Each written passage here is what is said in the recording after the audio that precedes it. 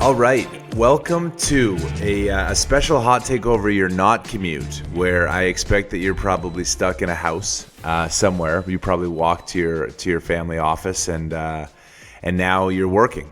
And so we have this Zoom. This is our first Zoom video that we've done, and I have John Hofmeister joining us. I'm very excited.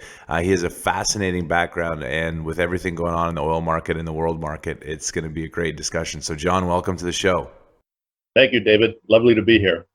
So for those who don't know you, I did some research on you beforehand, and there's a lot. Plus, I love the you're associated with a lot of universities. I feel like if I just show up in any town, you're going to be like teaching a class. So why don't you tell the listeners a little bit about yourself and your background before we tee off the conversation? Well, I've had a career in a number of manufacturing companies, starting with GE. I also worked at AlliedSignal in the aerospace business, and also Northern Telecom in the telecommunications business. And then I finished my career at Royal Dutch Shell. And I was originally assigned to a position in The Hague, a global position. And after, about 8 years of that, I was made the president of Shell Oil Company. That put me in charge of all the U.S. operations of Shell, ranging from the upstream oil drilling and exploration business, the chemicals business, the downstream oil and gas business. So all the Shell stations, all the Jiffy Lube stores, it was all part and parcel of what I looked after every day. I didn't realize that Shell owned Jiffy Lube. Do they still own Jiffy Lube? Yes. It was an acquisition made, probably 15 years ago. It's been a very, very good acquisition, and Jiffy Lube, of course, is the nation's leading quick oil change franchise operation, and they do very well. And they particularly emphasize either Pennzoil, which was part of Jiffy Lube when we bought it, and also Shell owns Pennzoil, and Shell owns Shell's own proprietary oil products as well for lubricants. And lubricants are a very big part of the oil and gas business. So for all of that, I retired from Shell in 2008, and then I started a career as a writer, a speaker, a board member, and a professor. And I'm still doing all four. Which do you enjoy the most? Oh, it's hard to tell. I just enjoy the variety. Being on boards keeps my toes in the water, so to speak, from a business standpoint.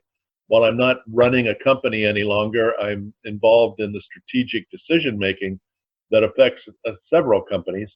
And the teaching is fantastic because I'm teaching upper class and graduate students, and talk about, a stimulating environment and to deal with energy and the future of the environment with the next generation of leaders is just fantastic. And so I teach at Arizona State, at Kansas State, and also at University of Houston. And not all at the same time, of course, but I alternate semesters. And since I live in Houston, I do teach every semester at University of Houston. I was going to say with the new world of Zoom and online and offline, it's going to be interesting to see how universities evolve and adapt to more online content for maybe students who aren't participating or don't want to necessarily move to the campus. I remember when I did my MBA, it was an executive MBA, and it was one of the first video conference technologies that had been pioneered at Queen's University in Canada. They partnered with Cornell, and so we did all our classes this way. And what was interesting was there was, devices to be able to ring in and ask questions or share screens, and everything was submitted online. And so it really was very much a classroom experience with 7 people in the same conference room. We all worked together. We were all on camera, and that was how we did it. That was in 2006. Yeah, well, that's the technology has continued to improve as the years have gone by. I'm currently teaching about 50 students this semester via Zoom. We started the semester in the classroom, and with the coronavirus, we moved to online around March 23rd. And so far, so good. I do miss the personal interplay with individuals, the ability to really look a person in the eye, to see their head nod, to see their eyes brighten up when something registers with them. And so I do miss that dynamic, but it's functional. It does work. But I'm looking forward to getting back in the classroom as soon as we can. So there's a couple topics I really wanted to talk to you about today. Obviously, it's really hard to have a conversation that doesn't include a conversation around the coronavirus and the impact and when that comes. So if you have any opinions on that, we'll come back to that. But I wanted to start with executive compensation and your role on boards. And, I'm not going to ask you to take a controversial position, but certainly in the energy industry, the ESG movement has been interesting. Be very curious about your thoughts. But as you think about where energy's been and executive compensation and some of the choices you have as a board member, how do you think through it? And if you happen to see the Whiting announcement earlier this week and want to make any comments, be my guest. Well, I think that executives who see their roles in a major company, which is a publicly held company in particular, enriching themselves at the expense of others, I abhor that. And as a board member, I would never support a move by the management of a company to take care of themselves first and shareholders second, or employees even worse, third. I just think it's abhorrent behavior. I think that they risk ruining their reputation over it. And I have, zero interest in seeing people take advantage of situations to just take care of themselves. I've spent my executive career working in a company that is registered in the UK with a very strong Dutch culture. And so I lived executive remuneration in the European setting. I can tell you that when I was the head of human resources of Royal Dutch Shell, a global job, we targeted the CEO of Royal Dutch Shell to be paid at approximately 10 to 15% of what was being paid to US CEOs of equivalent oil companies. So and I think that there is an outrageous level of salary currently in place, an outrageous level of benefits in place for CEOs in particular who don't deserve what they make. To me, somebody making $40 or $45 million a year, when it's not them that's doing all the work, it's the people in the organization that do the work. I don't have sympathy for that. I think it's outrageous. I don't think anyone is worth that amount of money, including, by the way, athletes and celebrities. Let's not forget, it's not just corporate executives who are making way over the top in terms of executive remuneration. Right. It's also individuals, be they golfers, be they football players, or be they musicians, other kind of artists. I just think there's a point at which it divides society. And I think it polarizes those who have and those who have not. And there's it's outrageous. I think other parts of the world don't seem to have a shortage of executive talent or good athletes, and they pay a fraction of what we do in this country. Yeah. Some say, well, that's freedom of capitalism in America. I say, well, yeah, I think we've exceeded the limits, quite frankly. Yeah, and it's interesting because when you think about that stance from a board, and I would say that certainly historically, one would look up. My father-in-law was on a number of boards in Canada. He used to be the CEO of TransCanada Pipelines before he passed last year, and so I would hear tons of stories about boards, and very similar to what you're talking about around compensation and asking some of the tough questions. And yet, it seems like when you read some of the decisions that boards are approving. How do you end up with a disconnect? And do you think that the coronavirus and some of the restructuring that may go on with some of these loans and federal government intervention, do you think that it's going to change that on the executive compensation side, or how do you feel that the U.S. will move forward? It's hard to say. The U.S. culture is very strong, and the ability of people to get rich in the U.S. has always been, quite frankly, a strength of society, where the entrepreneurs, I think the people that break new ground, a person like Bill Gates broke new ground, Elon Musk at Tesla, breaking new ground. And there are many others. I just picked out those two because they're always in the news.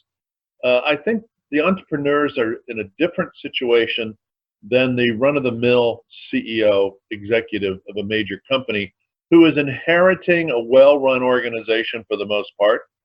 They add their own value, their own leadership, which is good. But I don't think it takes 45 or $50 million to an individual to do that. Because I know from my experience in the whole rest of the world, nobody else pays these rates. And I think it's something that the shareholders themselves have to put up pressure on the pay that the board approves. The board works for shareholders. The board does not work for the CEO. And that's by the rules. That's how it's supposed to work. So, but boards sometimes get swept up in, well, we need to be competitive. Right. Well, how do we know we're competitive? Well, let's use a third-party consultant, a remuneration expert, to tell us how we will be competitive. And it's in the interest of the remuneration experts to keep ratcheting up pay, because that increases their revenue, because then they get to sell their information to other boards and advise them of the same. Yeah. And what you don't want to see happening is boards losing CEOs because other companies snatch them up with higher packages. So it's a very complex issue, but I think that to create so many individuals, create so much wealth for so many individuals is, I think, harmful to the way companies are run. And one of the other arguments that's used is, well, if a CEO fails, he'll never get another job. Well, maybe he shouldn't have another job that pays this kind of salaries and those kind of benefits. And I think the U.S. government actually contributed to the excessive pay of corporate executives when they changed some tax rules in the early 1990s. They made it impossible to deduct the cost of the CEO's pay above $1 million.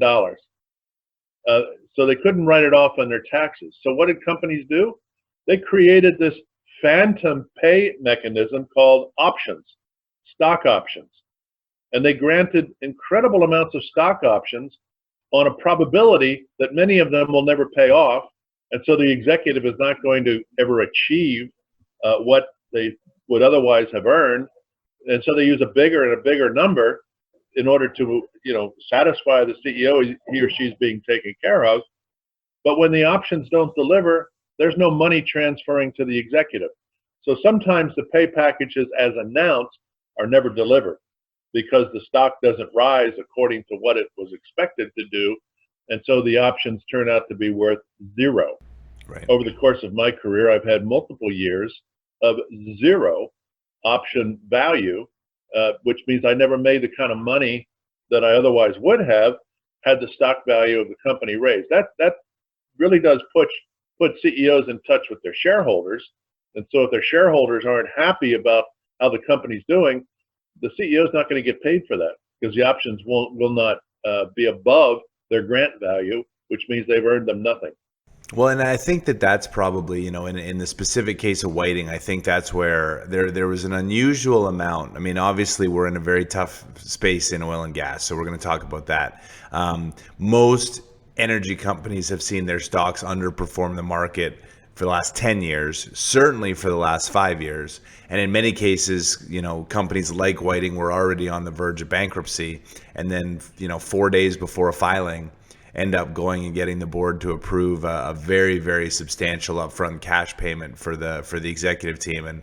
And I was actually really surprised with just the amount of anger from folks in industry who, if the numbers were more reasonable, maybe, I don't know, $500,000 or $750,000 to run a multi-billion-dollar company that's going to go through bankruptcy, I think people would have been okay. But when it was those numbers, and in particular $15 million for 5 executives to run a company that had fallen in value 95% over the course of their 3-year duration, and driven the company into bankruptcy, it felt like it wasn't a pay for performance culture.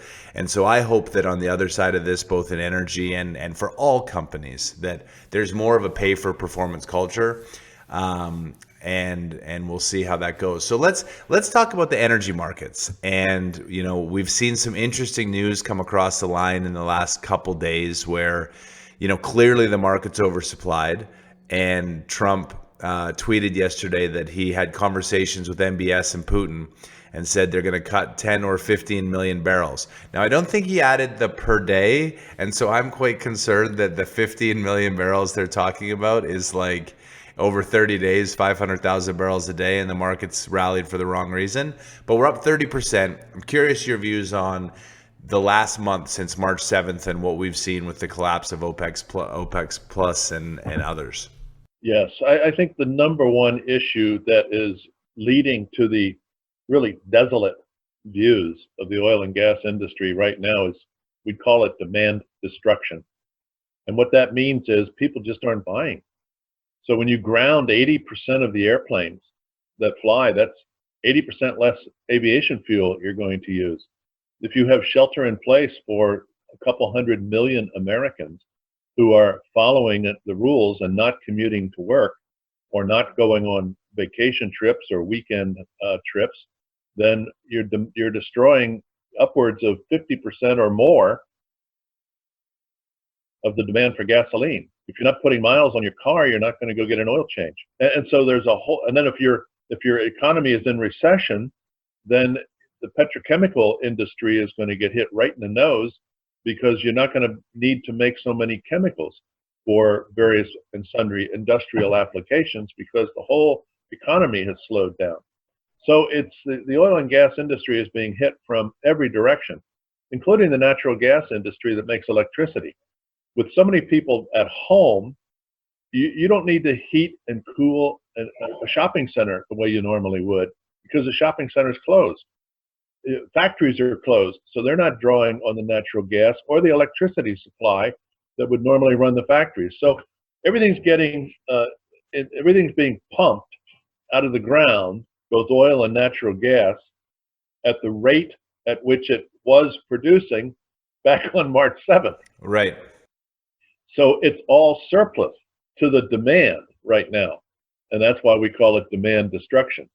And so the energy companies see this tremendous collapse in the commodity price, which is really their lifeblood.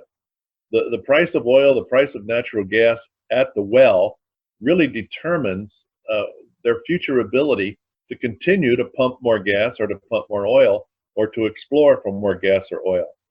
And when you look at the history or the evolution of the industry over time, what you see is the industry has about 150 years of experience. We've been drilling for oil and natural gas going way back to the 1860s, 70s, 80s, and here we are in the 2020s. And so it's been a tremendously valuable product. And the separating poverty from wealth in nations like the US or all of Europe or most of Asia, it's been the energy system, the availability of electrons and molecules, which has separated the wealthy countries of the world from the impoverished countries of the world. And so it's a very valuable product. You cannot have a modern quality of life where we thrive because we have electrons available to us for everything, including this Zoom connection, without the natural gas or the oil or the coal or the nuclear energy that we produce and use. So I think that the demand that has slumped is probably, I hope, a short-term issue.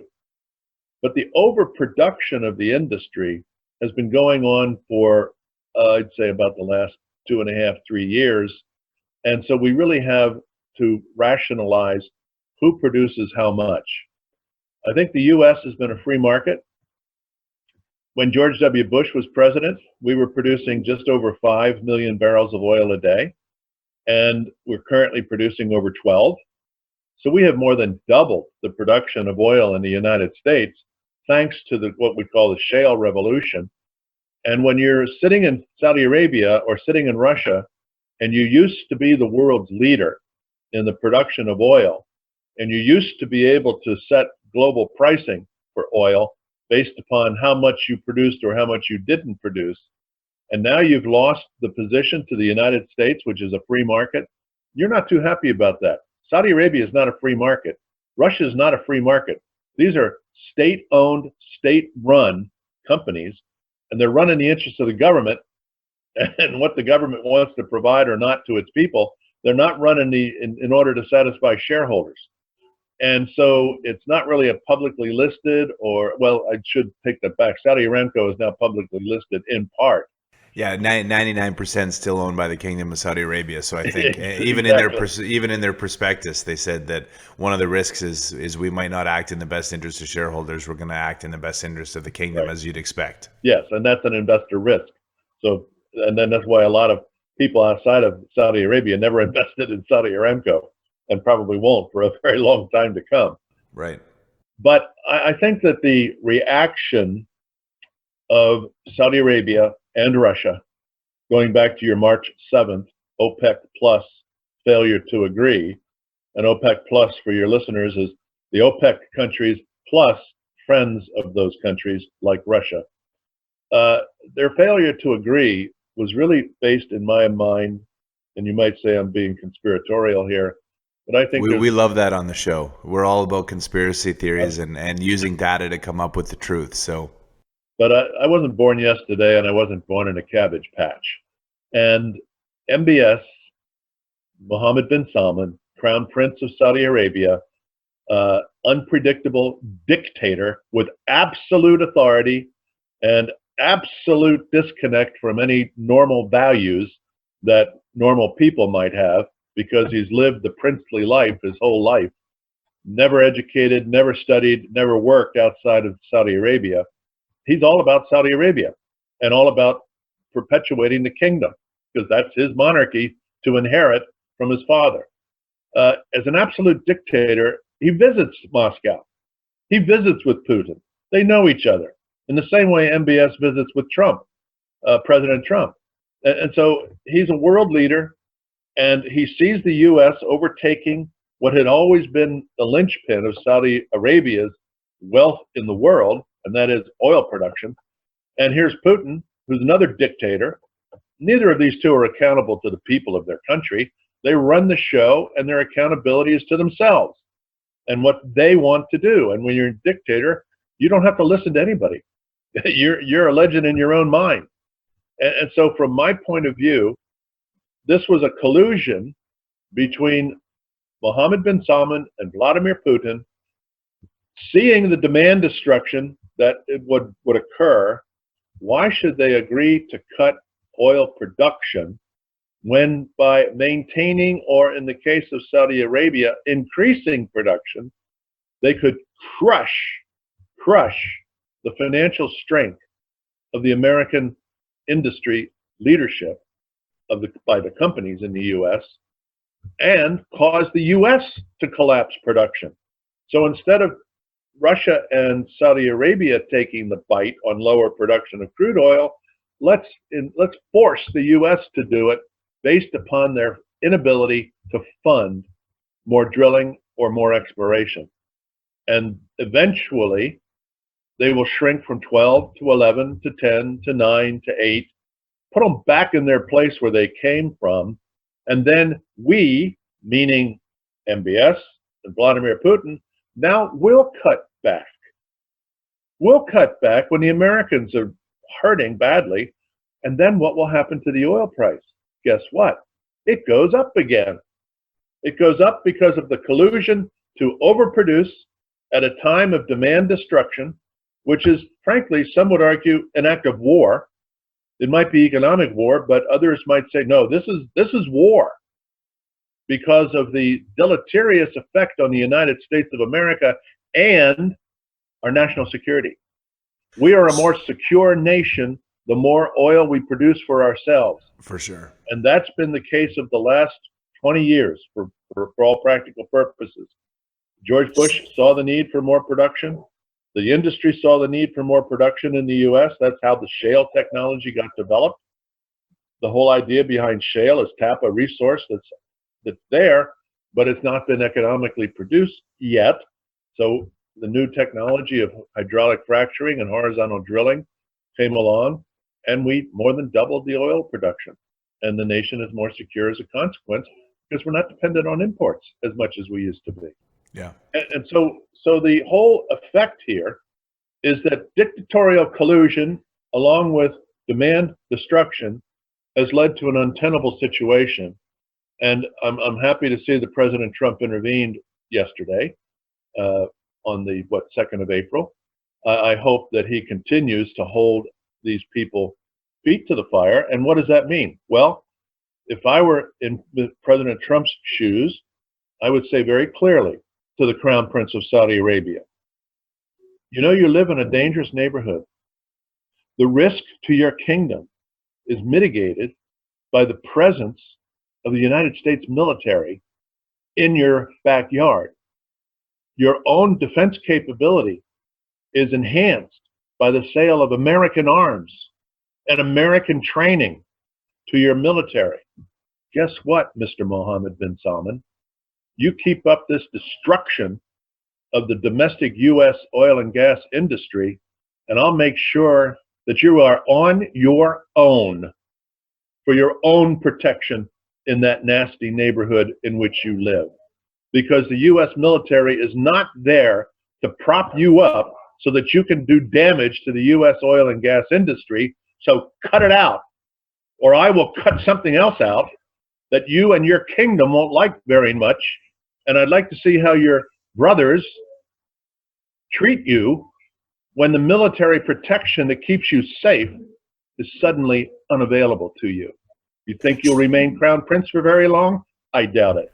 So do you think that at the end of the day, that the conversation that Trump had yesterday with MBS, assuming it happened, has he gone that far? Because I think what you're saying, it's not a conspiracy theory, because clearly that's where we are. And I think there's some nuance around how we got there and who maybe some of the drivers have been. Certainly historically, and going into 2020, I was an oil bull. And the primary reason was because Saudi Arabia has a 53-year reserve life index. And by any measure, if you were an Exxon or a Shell, you would have a 17-year reserve life index, which means you're producing 30 million barrels a day. And so they've always had the ability to change their production, but they've generally supported higher prices. And then Russia, you know, according to what my sources would say inside that room at OPEC, basically went in and said this is in response to the Rosneft sanctions that the U.S. levied because of trading with Venezuela and our action towards the Nord pipeline. So sort of Russia punishing the U.S., who then Saudi was punishing Russia and no doubt knew it would take it down. What I find ironic is they were only talking about 1.5 million barrel cut at the time.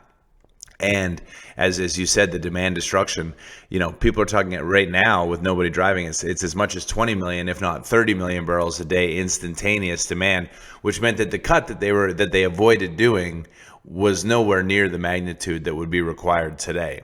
Right. I'm curious what your take is on what could happen now in terms of, do you think that people will actively cut, be shut in because there isn't storage? How long does that take to play out? And is Trump going to take a very large role that's like, okay, Russia, we're going to take our sanctions off you for Rosneft and for the Nord pipeline, carry on. Saudi, we're going to leave our military, but we're cutting, you're cutting, you're cutting. We're going to balance, and we're going to visit this later. What do you think is going to end up happening in the next week or two?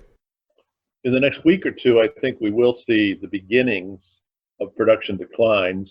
This week, for example, there have been dozens and dozens of the fracturing crews set idle. So I just read this morning that, you know, somewhere around several dozen crews that have all the trucks and all the rig work that helps people frack wells, they've stopped working. I think last week some 40 drilling rigs stopped operating.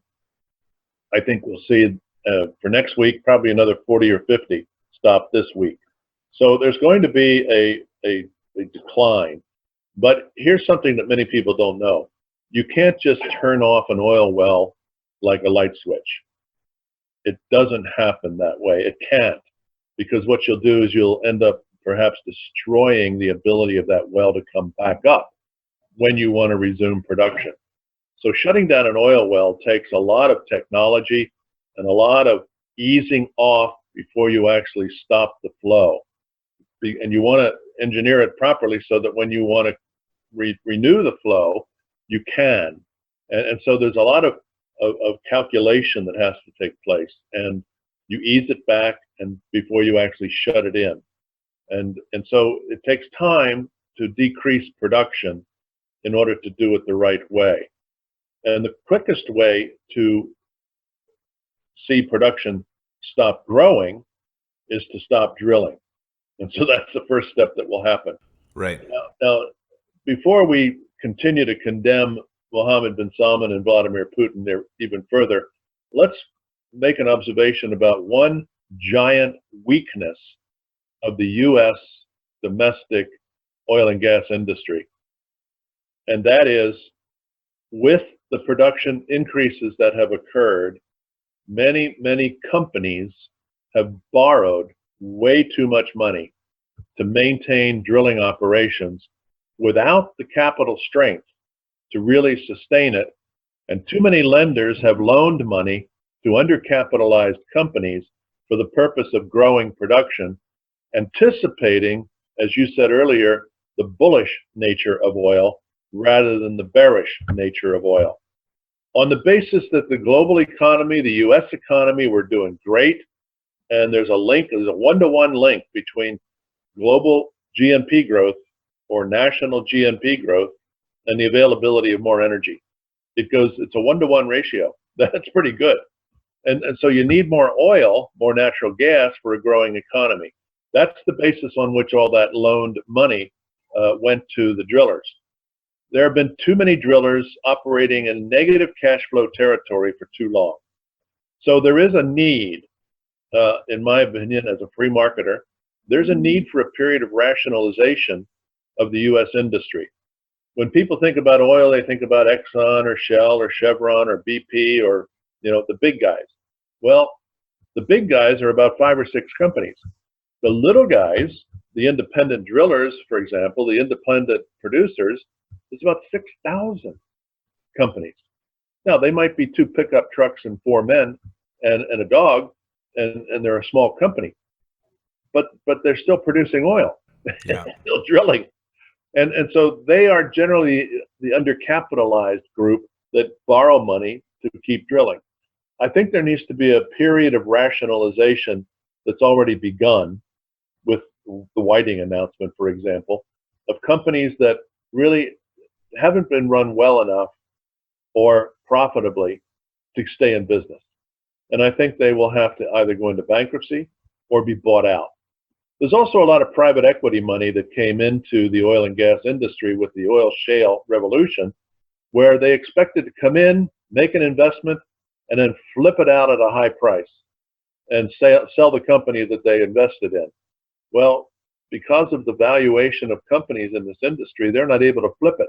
It's probably worth less now than when they bought in. And so they would have lost money, and private equity people don't like to lose money. They're the real pirates of every industry, and they want to make money to make more money. So as you think about as we come out of this, do you have a speculation on what happens to private equity? I mean, obviously they had come in for a turn and flip model, and now we're in a drill your returns model. And I think a lot of them are going to escape with whatever they can get, and it may just be the salvage value of the equipment that the company owns, or whatever they can sell their licenses for to another company, and just cut their losses and go, because they're not in this environment with the availability of tech. What's happened to revolutionize the oil industry over the last, say, 15 years is technology. And many, if you talk to the CEO of Shell, CEO of ExxonMobil, or talk to me, I'll tell you that the success of the industry is directly related to technology, and the technology innovation that has taken place is incredible. To think for a moment that you can be in 10,000 feet of ocean water and you can actually identify a reservoir 25,000 feet below the surface of the earth.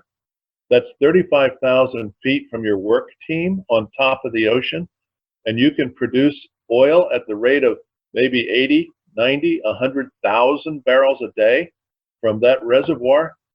Get that oil to the shore 100 miles away and sell it for $2 a gallon. Unbelievable. It's cheaper than milk. It is truly incredible. technology that delivers that kind of valuable product with all that energy content to enable us to do what we do, whether it's natural gas or whether it's oil, to live the quality of life that we lead, is just phenomenal. And so the technology has delivered, and it's going to continue to deliver because it only gets better.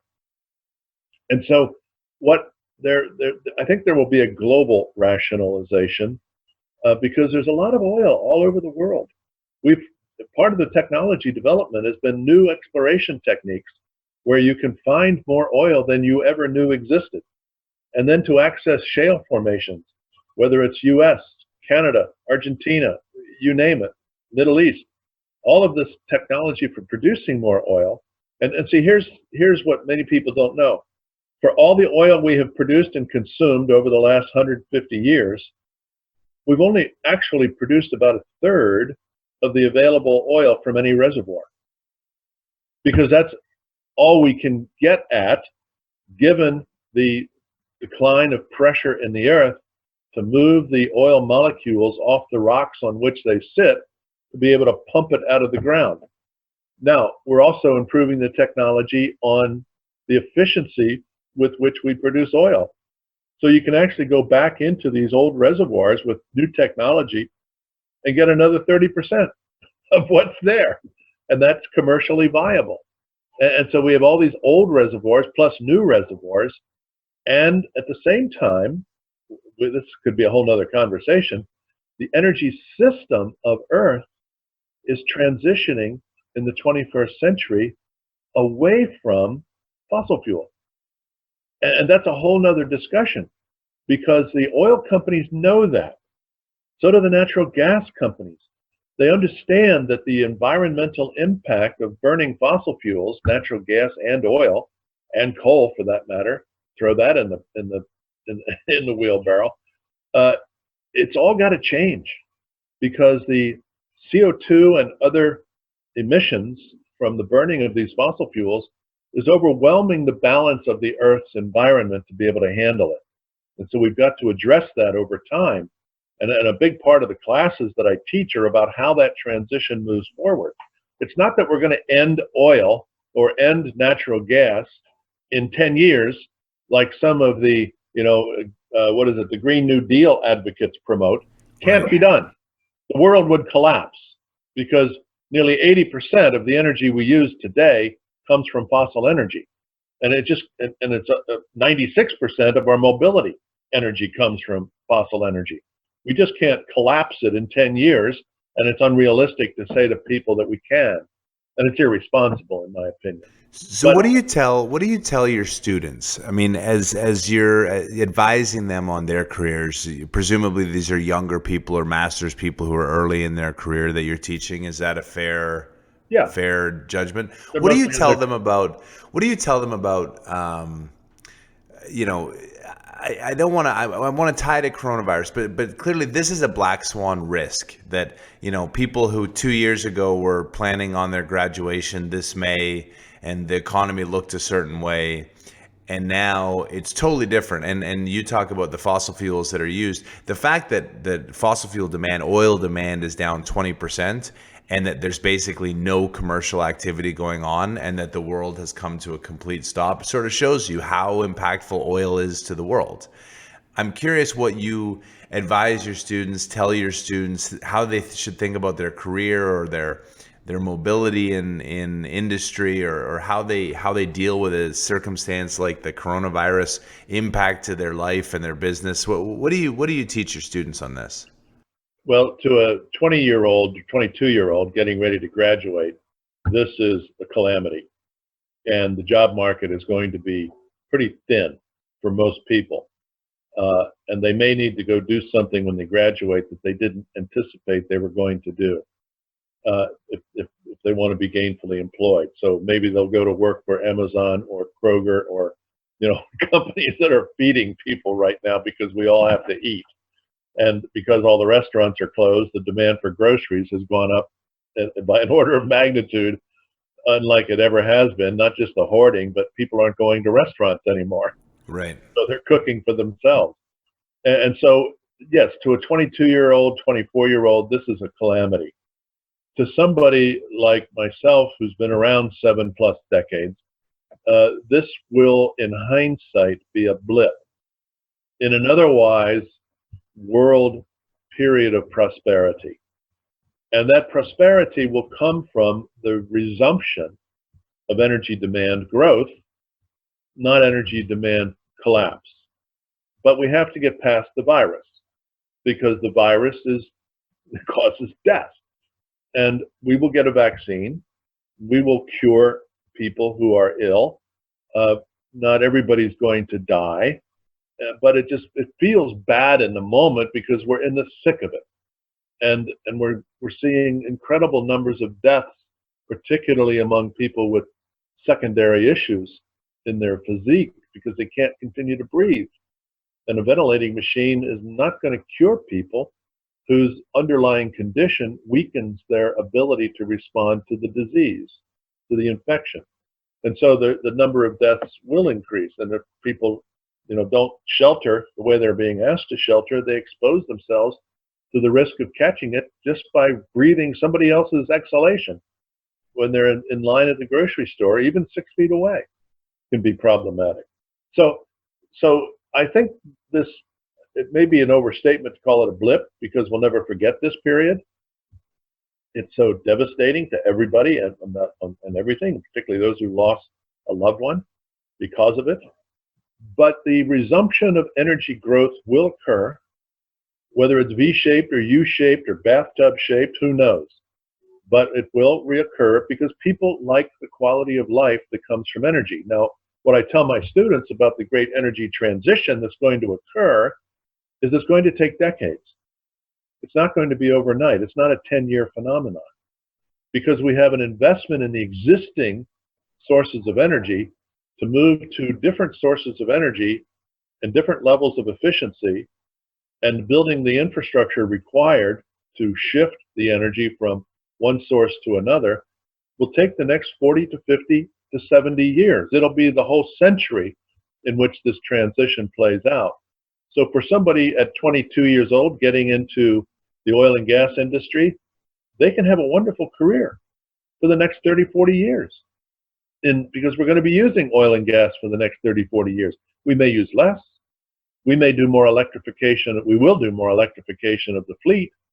But even if every car owned by people, that is personal transportation vehicles, if every one of them was electrified, that's only the loss of 20% of the oil that we use. Because we have airplanes, we have ships, we have freight, heavy freight, that we don't have electric trucks ready to replace all that freight movement. And when we do get electric trucks, they're going to be mainly local, not over the road, because the battery strength is not there to, travel from California to the East Coast with vegetables and fruit. So it would take what is a 3-day trip, it would take it to a 9-day trip, and the produce won't survive. So they'll continue to need diesel engines for long haul over the road. And then there's a whole use of oil and natural gas for chemical products. The fertilizers we use are made primarily from ammonia, which is made from natural gas. Yeah. And so there's going to be a huge demand for continued use of fossil fuels while we sort out how much nuclear, how much wind and solar, how much hydropower we use. And we don't use very much hydropower, wind, or solar today, and nuclear is shrinking because we're not managing the future of nuclear very well. And nuclear is the cleanest energy we can produce and the most powerful source of energy that we can find on Earth. But because we don't know what to do with the radioactive waste, it's a serious problem for us. So do you worry? I mean, I'm glad to have an optimist here on the show, because, to be honest, I've been pretty pessimistic really since March 7th for two reasons. Number one, as you've pointed out, and as most of the world knows, we are the marginal barrel, and there is a lot of oil that could be produced at lower cost than we have. So I like hearing your optimism. Do you think about the financial ramifications of the fact that we've injected now, I think, $6 trillion if you include the balance sheet, the $4 trillion balance sheet and the $2 trillion stimulus package, plus We probably need more. Plus, we've had 10 million people have go for first-time claims for unemployment. Plus, 40% of Americans don't have $400 for an emergency situation without selling something, and that's 130 million people.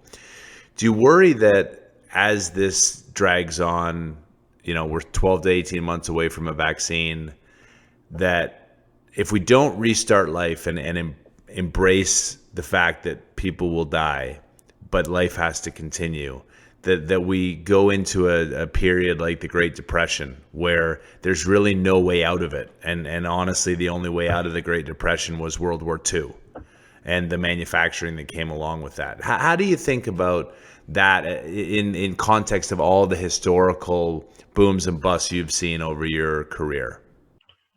Well, I don't have the idea of depression in my foresight. I have recession, yes, but long-term depression, no. And the reason is, A, we're resilient as people. We adapt, we flex. We're surrounded by, most of us, by family members who can help us get through the toughest times. Number two, we live in a democracy where we choose our government. And so the government knows that. And one of the reasons we got the 2.2 trillion package rather quickly through Congress was everybody's up for re-election in November. Right. That is a fact. And everybody says we got to do what we got to do because the election's coming around. This is and we have a president who's always been pragmatic and flexible his whole career. Not just because he's president that he's pragmatic. He's always been pragmatic. People may not like his pragmatism or his behaviors associated with his pragmatism, but he'll do what it takes. He said the other day, well, I'll do whatever it takes.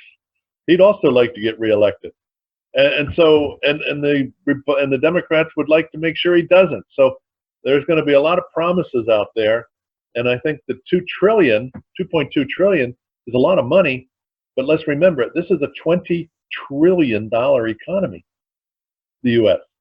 Every year, $20 trillion GDP in the U.S. That's a big deal. So that's 10% of the GDP of a year. Now, yes, it's all borrowed money, and at some point we'll have to pay it back. But over a period of time, if we do 100-year bonds, which is what the Treasury Department is looking into, there's a lot of things we can do in a rich country. We have more options. What I feel for, I mean, my heart is breaking over countries like India, Pakistan, many other countries, Nigeria, with large populations of real people just like us who don't have anywhere near the optionality that we have, anywhere near the infrastructure to keep us whole. I mean, think about the $600 supplement to unemployment per week. That's part of the $2.2 trillion package. That's a truly humanitarian gesture on the part of our elected officials. And while it's temporary and it will sunset, it will certainly help a lot of people as we go through whatever we go through. But I have to just say, with respect to the virus itself, I think that the current early April reality is very bad, very tough. And I think what we're seeing in places like China, Italy, Spain, everybody's going to learn the hard way. We're learning the hard way. And I think the isolation or the shelter in place, the physical distancing that we're doing, may last for quite a while, but we'll all be healthier because of it. Well, it's certainly going to be a very interesting 2020. I think a lot of people expected the economy to go a certain way and for opportunities to happen, and then this is a perfect example of a pivot and a shift.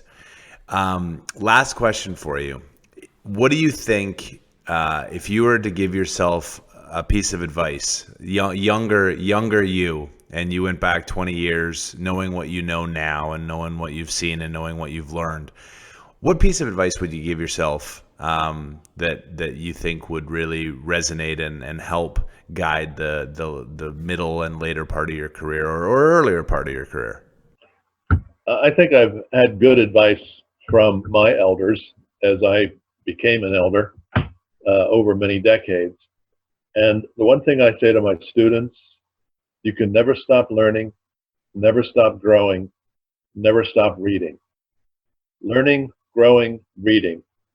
There's no end to what the brain can consume in terms of ideas, options, information, integration. As you get older, you get to integrate, you get to synthesize much of what you know. When you're young and you're running, through your early years, you don't necessarily take time to think, which means you're not synthesizing everything you know, not integrating the variables from this reality to that reality and making sense of it. As you age, you do that in a better way.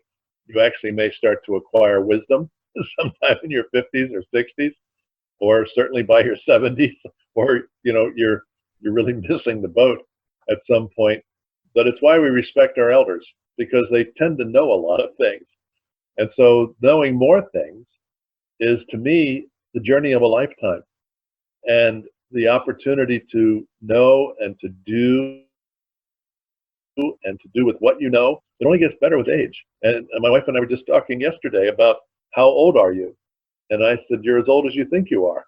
And you don't count the years. I haven't celebrated a birthday in 50 years. And so I feel a man after my own heart. Right. I love that. So I'm as young as I want to think I am. And as long as my brain is functioning, I'll stay that way. And so my advice to everyone at any age, never stop learning, never stop growing. I mean, who would have thought when I was in my 40s and somebody put a computer at my desk, I said, what is this? I had no idea. It just showed up on my desk one day. And they put a keyboard in front of me. And while I was familiar with a keyboard, because when I was in high school, I worked in the student library, learned how to type. That was right, with a typewriter job.